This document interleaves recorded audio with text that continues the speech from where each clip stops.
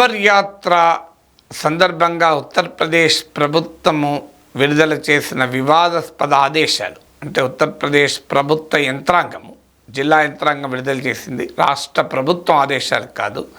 ముజఫర్ నగర్లో పోలీస్ యంత్రాంగం ఇచ్చిన ఆదేశాలు పెద్ద వివాదమయ్యాయి.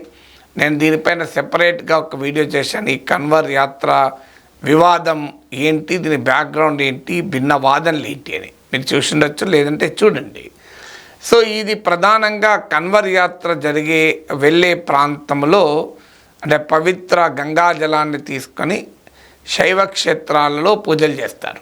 సో ఆ దారి పొడవునా ఉన్నటువంటి ఈటరీస్, హోటళ్ళు, రెస్టారెంట్లు, డాబాలు, పళ్ళ దుకాణాలు, తినుబండారాలు అమ్మే అన్ని రకాల షాప్స్ కానీ వీటిపైన ఆ ఓనర్ పేరు, అక్కడ పనిచేసే వాళ్ళ పేర్లు క్లియర్గా డిస్ప్లే చేయాలి అనేది పోలీస్ యంత్రాంగ ఆదేశం. ఎందుకంటే కన్వర్ యాత్రికులకు తెలియాలి, వారు పవిత్రంగా భావించేటువంటి ఫుడ్ మాత్రమే తీసుకోవాలి అని ఈ ఆదేశాలు జారీ చేశారు. యూపీలోని ముజఫర్ నగర్ పోలీస్ యంత్రాంగం జారీ చేసిన ఈ ఆదేశాలు వివాదము అవుతున్న సమయంలోనే ఉత్తరాఖండ్ రాష్ట్రమంతటా కూడా ఇదే ఆదేశాలు జారీ చేశాయి. దీన్ని ప్రతిపక్షాలు సహజంగానే తీవ్రంగా వ్యతిరేకిస్తున్న ఈ రాజ్యాంగ విరుద్ధము, ఒక రకమైన ఫుడ్ అపార్థైడ్, ఆహార వివక్ష ఇది మతం ప్రాతిపదికగా సమాజాన్ని చీరుస్తారు. రేపు కులం ప్రాతిపదికగా కూడా మేము కింది కులాల ఆహారం తినము అని మొదలు పెడతారు. సో ఇది చాలా ఇన్నేళ్లుగా లేని వివాదం ఇప్పుడు ఎందుకు వచ్చింది అని ప్రతిపక్షాలు విమర్శిస్తున్నాయి. ప్రతిపక్షాలే కాదు, ఎన్డీఏ కూటమి పక్షాలకు కూడా విమర్శించడం మొదలైంది. సో నేను ముందే చెప్పాను, ఈసారి బీజేపీ ఎజెండాకు గతంలో లాగా క్లియర్గా ఉండదు, రెసిస్టెన్స్ ఉంటుంది. మీకు ఎందుకు ఉంటుంది అంటే బీజేపీకి బలం తగ్గడమే. 303 నుంచి 223 తగ్గాయి.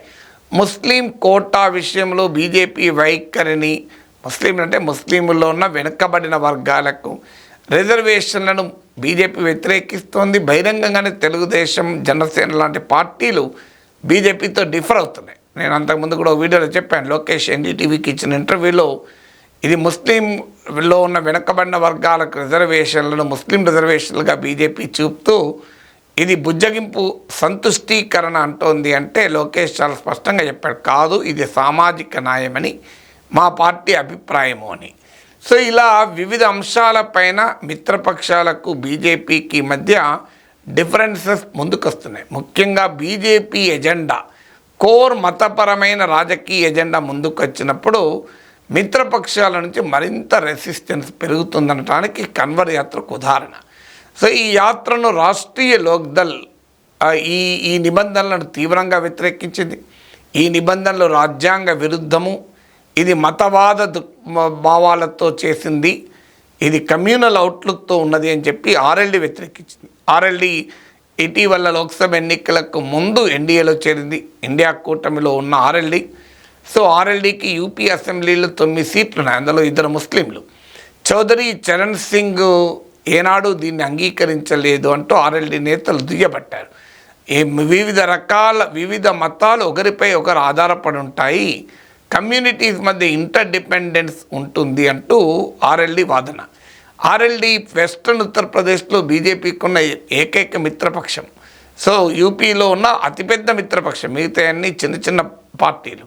సో ఆర్ఎల్డీ వ్యతిరేకిస్తూ క్లియర్గా యూపీ బీజేపీ ప్రభుత్వాన్ని, ఉత్తరాఖండ్ ప్రభుత్వాన్ని వీటిని ఉపసంహరించుకోమని డిమాండ్ చేశాయి. ఆర్ఎల్డీ ఇంకో ఆసక్తికరమైన వాదన కూడా పెట్టింది. పవిత్రత గురించి మాట్లాడుతున్నారే, మరి కన్వర్ యాత్ర జరుగుతున్న దారి పొడవున లిక్కర్ షాపులను ఎందుకు ఆపరు అని అడిగారు. అది అపవిత్రత కాదా లిక్కరు, ఒక పవిత్రమైన యాత్ర జరుగుతున్న సమయంలో అంటూ ఆర్ఎల్డీ ప్రశ్నించింది.